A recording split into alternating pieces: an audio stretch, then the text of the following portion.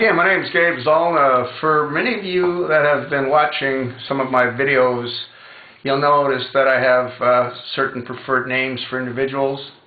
One of the preferred names that I have for the Attorney General is the Less Than Honorable Attorney General Eric H. Holder, Jr. And I'd like to spend a few minutes and just provide you with a little bit of information that I've been able to determine based on this particular individual. And you might want to start off with going to Google and you want a video, or watch a video of Eric Holder in 1995 when he talks about brainwashing the American people. And the argument that he tries to present is that the American people were brainwashed by the medical industry to try to quit smoking because of all of the harm that can be caused by smoking. And he feels that the government should do the same thing for the American people when it comes to weapons. And that explains why he's always been so fascinated with trying to attack our Second Amendment rights and take away our ability to defend ourselves. When Fast and Furious first came on the scene, I was relatively certain that that would be the end of not only Eric Holder, but Obama's presidency. And it probably would have been. And you can't fault Congressman Darrell Issa. He did everything that he could to bring the truth to the American people. Obama intervened, and what he did was he exerted executive privilege. And that's when our Congress should have stepped in, because according to the Constitution, no one can exert executive privilege onto someone else. And the only way that Obama could have exerted executive privilege is that if he himself were implicated or involved, which he emphatically denied that he wasn't. While you're on Google, you might also want to Google another individual, David Ogden, O-D-G-E-N, March the 24th, 2009. I think that video will answer a whole lot of questions if you have any doubt as to who really participated and who really supported the Fast and Furious effort right from the very beginning. Anyway, this isn't about Fast and Furious. This is about the Less Than Honorable Attorney General Eric Holder. Now, you may or may not know that he also belonged at one point to a law firm. The law firm was called Covington and Burling. And they defended a large number of Gitmo detainees, many of which were eventually released. And unfortunately, many of those that were released returned back to the battlefields to continue to kill the military men that we send over to that part of the world. Holder and his law firm also defended Chiquita Brands International, you know, the banana people. In 2004, they were charged with funneling more than $1.7 million to terrorist groups. During Holder's time at Covington and Burlington, when he was working on the Gitmo detainees, according to what I was able to learn, he was earning around $2 million a year. And that's somewhat interesting, is it not? He also did some legal work, both he and Covington and Burlington, the law firm that he was involved with, on behalf of bin Laden's former bodyguard.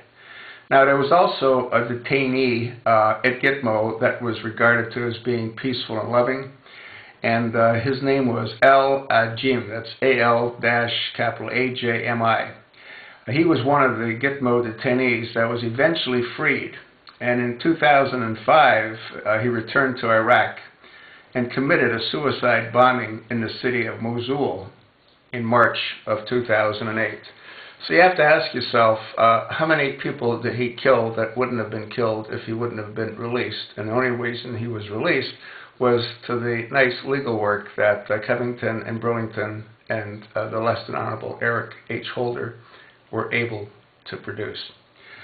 Then you take a look at Eric Holder's wife. Now, she is, I believe, an OBGYN practitioner, and both her and her sister run a very profitable, what I assume to be profitable, abortion clinic outside of Atlanta. And that might explain why, you know, the administration is so supportive of Planned Parenthood, you know. But anyway, it goes on and on and on and on. And the most recent unbelievable scenario is what happened, I believe, yesterday in Boston. The FBI was told that they had 48 hours to question this particular 19-year-old bombing suspect. It actually is more than a suspect. And 16 hours into their investigation, a judge appeared and read the convicted, or the about-to-be convicted bomber, his Miranda rights. And he was given legal representation. Now, we don't really know at this point who was responsible, whether it was the district attorney in Boston or whether it came from above. I gotta believe it came as a result of the less than honorable Attorney General Eric H. Holder. Can anyone see how corrupt this particular individual actually is? Can anyone see the devastation and the destruction and the incredible harm that his actions have and appear to continue to put onto the American people? If the FBI would have been allowed the 48 hours that they were told, what else might they have found out about additional accomplices? That's a question that we'll not ever be able to answer, because he's Mirandaized and he's shut up. And he's an American citizen. And like Diane Frankenstein said, he's entitled to the rights of the Constitution. Diane, you can't just pick and choose the parts of the Constitution that you and your idiotic Democrats elect to choose. That is wrong. Anyway, I hope you enjoy this. I hope you found it to be somewhat informative. And it definitely gives you a different insight as to how corrupt this administration really is.